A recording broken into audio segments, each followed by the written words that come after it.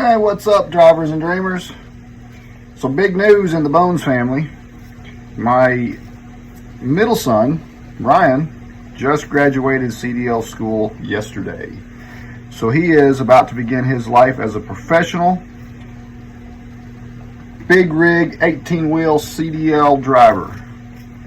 He's actually going to be pulling out Tuesday, I think, on his first week. And the cool part about it is his trainer for his first week out is going to be his big brother, Sean.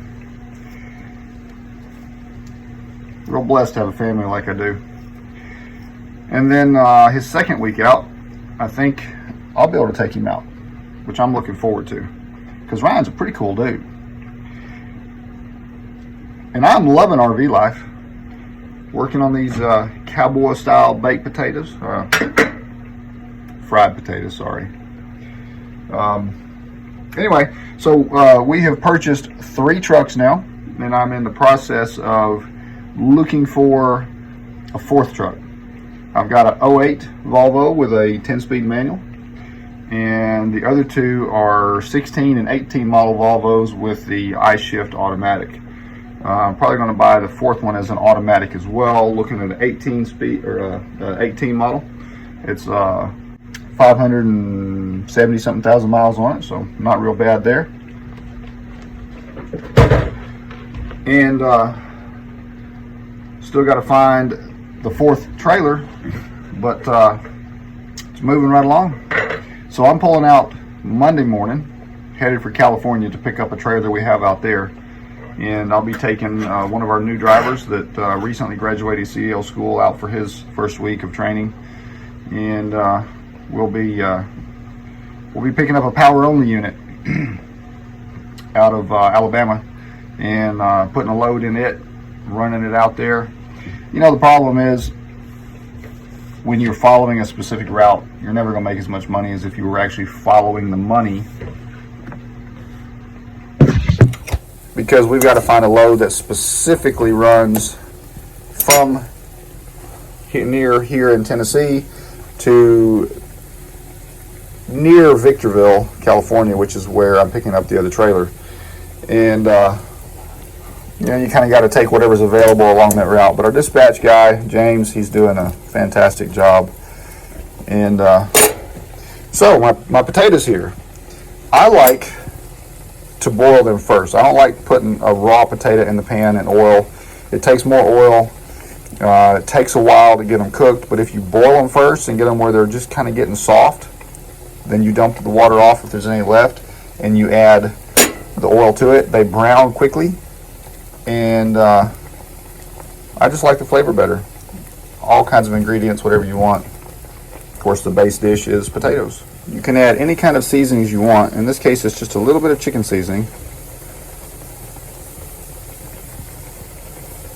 while it's boiling so that it really cooks into the potatoes. And then a little pink Himalayan salt also early on so that it cooks in really well to the potatoes. You get better flavor that way if you add it initially.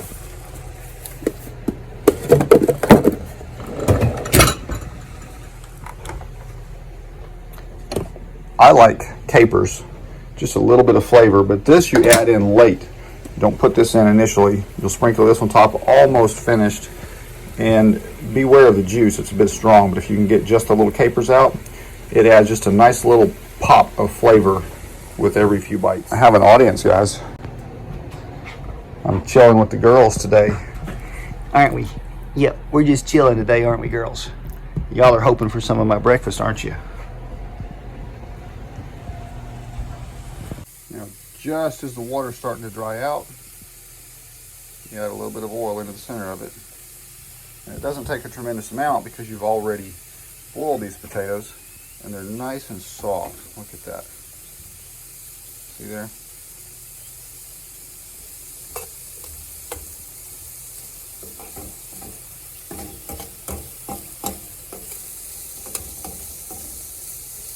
This is the point at which I turn it down to about half heat.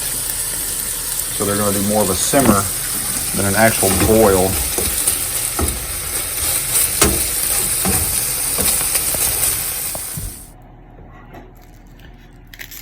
Now listen, y'all gotta do me a solid. Whatever you do, don't tell my wife that I can somehow manage to feed myself when she's not around. She'd expect me to do it more often.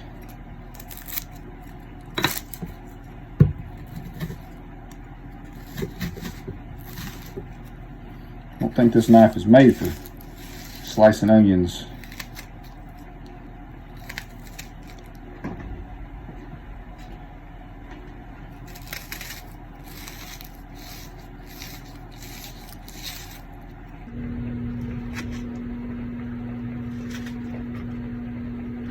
Now you might be wondering what's in the little pot here. That's a secret ingredient I'll show you in a minute. Probably nothing that you guys have ever tried, but it's actually really good when you mix it in with potatoes. And of course, no fried potatoes should ever be made without a big hunk of butter melted right down into them.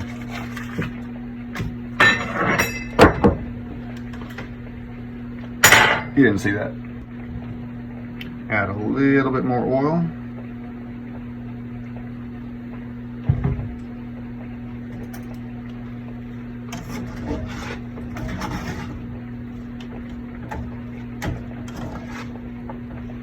Get those onions to start frying up a little bit. Oh yeah, listening to them sizzle. Ah, the smell of frying onions, so good. So good. Now, check it out. Mushrooms. Some people don't like them, and that's okay if you don't. I love adding mushrooms to my fried potatoes. And I'm gonna dump the entire can in, because I like them really, really well.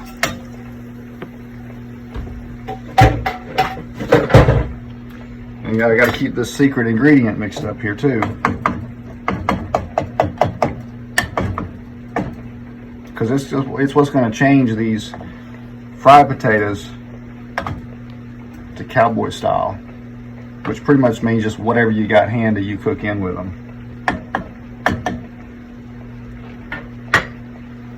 I'll give you a hint. This was in the package.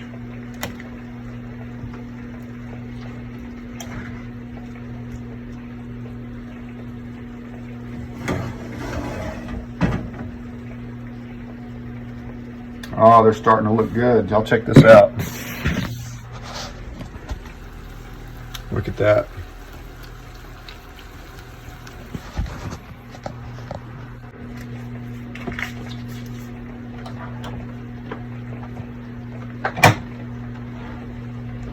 I got one more ingredient that I'm going to put in it. When they're almost done, we're going to crack an egg, drop down in it, and have kind of a scrambled egg mix in with the fried potatoes. Listen to that sizzle. Oh, so good. So have you ever kept anything from your childhood? I've moved a lot and lost a lot, but there's one thing I've kept from my childhood. I grew up on a farm, and it was probably nearly a half-mile hike through the woods from our house to my great-grandmother's house, all on the same farm.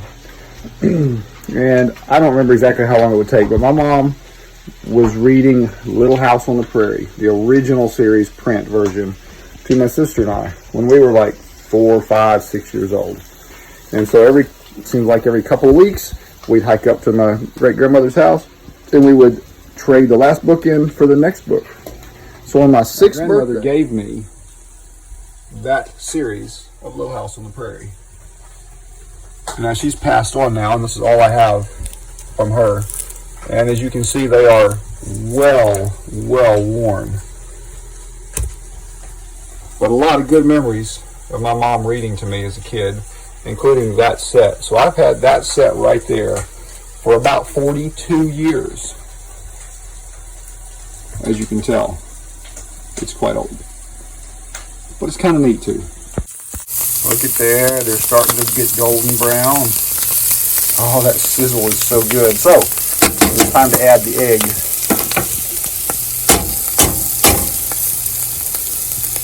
this one-handed. Woo, just kind of made a big mess of that.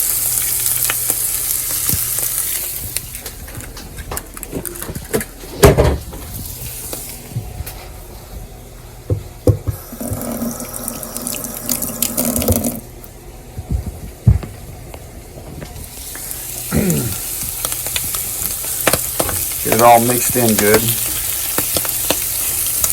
And as soon as that is cooked, it's time to add the secret ingredient. Bless her. She made me some of my favorites last night, which is fried cornbread. Oh, love it. So I'm gonna heat them up a little bit just by letting them sit in there on top. Check it out. A little bit of scrambled egg mixed in with potatoes. All right, it's time for the secret ingredient. And I know you guys are thinking, what in the world does romaine noodles have to do with fried potatoes? But I'm telling you, don't knock it till you try it. It's actually really good. Even the critics of my cooking, which are many, enjoy this particular recipe.